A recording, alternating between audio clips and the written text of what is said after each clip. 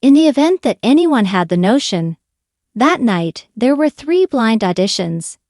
For The Voice Season 28, it was going to be predictable. Michael Bublé demonstrated against that notion when he departed the stage. The silky Canadian crooner, who was often the epitome of charm and poise, appeared to be the kind of man who had just been stood up on prom night.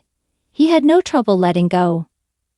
Everyone knows that he was hurt and astonished, and he did it without any hesitation. Who was it that he soiled? A 22-year-old candidate from Austin, Texas, who produced one of the evening's best performances and broke Bublé's heart in front of Reba McEntire, Nell Hinn, Snoop Dogg, and a screaming live crowd. These 4 coaches each have their own distinct flavor. Before deepening the sadness, it's important to establish a picture of the. We have assembled a diverse coaching panel. Assembled for this fall. In addition to his velvet voice and old school magnetism, Michael Bublé offers an underdog's determination to demonstrate that his team can triumph by emphasizing creativity rather than glitz, reminiscing about the reasons why she is considered the sweetheart of the United States of America and a mastery of storytelling. Reba McEntire sits tall as if she were royalty in the country's music industry. Nell Hinn maintains a cheeky and smart approach, utilizing his boyband history and his solo career that has topped the charts to attract emerging talent. With his people-pleasing style has helped him attract emerging talent.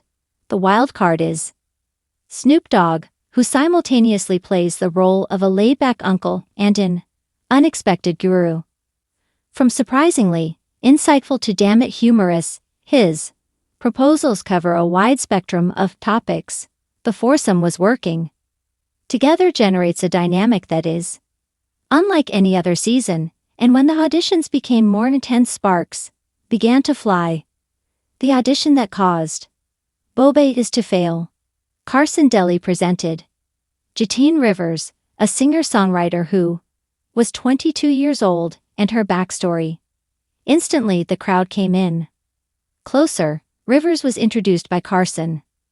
Daly is exactly halfway through the show, juggling essential hip-hop production. Open mic nights were a part of Jalan's childhood in Austin, where he was raised. This was his audition song, and it was Someone You Loved by Lewis Capaldi. At the very minute that Jalan's voice was heard, it became immediately apparent that this performance would be different from a typical cover. His voice was gruff and sensitive. At the same time, it rises to a high pitch one moment and on purpose cracking just a little bit the next. Moments thereafter, the crowd erupted in cheers. Michael Bublé slapped his button before the chorus had even hit, whirling his chair with the haste of a man who was confident that he had just found the front runner for his season. After being Jalan's deeply emotional narrative captivated Reba, who swiftly followed in his footsteps. Reba swiftly followed in his footsteps. With a grin on his face, Nell whirled around as if he had just heard a song that would be popular in the future. The music sounded like a future radio song. During the last stretch, Snoop, who had been grooving in his chair in a carefree manner, clicked his button with a cool nod, so he makes it a rare 4-chair showdown. This was the moment that brought about the surprise. The pitches are engaged in a battle for victory.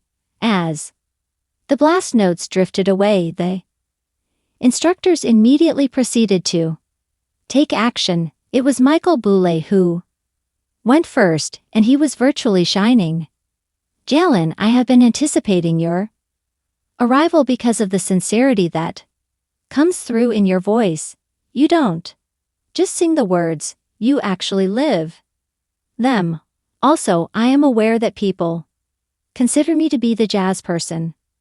Although I have mentored musicians that work in a variety of genres, I am able to assist you in transforming that unfiltered feeling into something that will be remembered forever. You would be the most stunning member of the Bublé team. I love how you told us a story at every note, Reba McEntire concluded, adding her characteristic warmth to the conversation in order to demonstrate that you are a genuine artist. You did do not attempt to oversing, rather you just let the song breathe. I am able to assist vocalists like you in acknowledging and embracing your vulnerability and transforming it into a source of power. On the other hand, Niall Horan played the relatable card by saying, you remind me of myself when I was your age, hungry, emotional, and ready to prove something. The artists I've worked with people who began exactly where you are now, and I guided them all the way to the end of the competition. You would be an excellent addition to my team. After that, Snoop Dogg appeared, smiling and leaning back with an air of effortless coolness. Listen, nephew, he said, you have some flavor. You have made that song one of your own. No. What is it that you will be mixed by? The core value of Team Snoop is liberty. When Jalon was overcome with emotion, he hid his face, and the crowd roared. All four coaches had presented compelling arguments. The choice that completely astonished Bublé. Jalon was posed the question that was worth $1 million by Carson Daly. Who do you choose to be your coach? At that moment, Michael was so close to the edge of his chair that he was almost about to pop champagne. I've got this, he mumbled, in a low voice, with a genuine smile on his face. Jalon turned to face him. You, Michael, were the first person to turn around. This meant a great deal. Throughout my childhood, I was exposed to your music at family dinners and Christmas celebrations, and I have always respected the skilled craftsmanship that you possess. The audience uttered an N. The image of Jalon wearing a Team Mubble jacket was already in Michael's mind as he placed his hand over his heart. But I have to go with Team Snoop. Jalon then turned around, pointed at Snoop, and made the following declaration. The atmosphere in the room erupted. When Snoop stood up, he flung his arms out in front of him and strutted across the platform like a prizefighter who had already won. At the same time that Reba was clapping, Niall was doubling over with laughter, and Michael appeared as though someone had just taken his dessert. The heartbreak of Bublé. Michael responded in a theatrical manner. I am hurt, as he sank back in his chair even further. I am completely taken aback. My assumption was that we had something, Jalon. I believed that this was predetermined. You have now done me a disservice, and you are doing it right now. Live television. While Michael covered his face in a mocking expression of misery, the audience erupted in roaring laughter.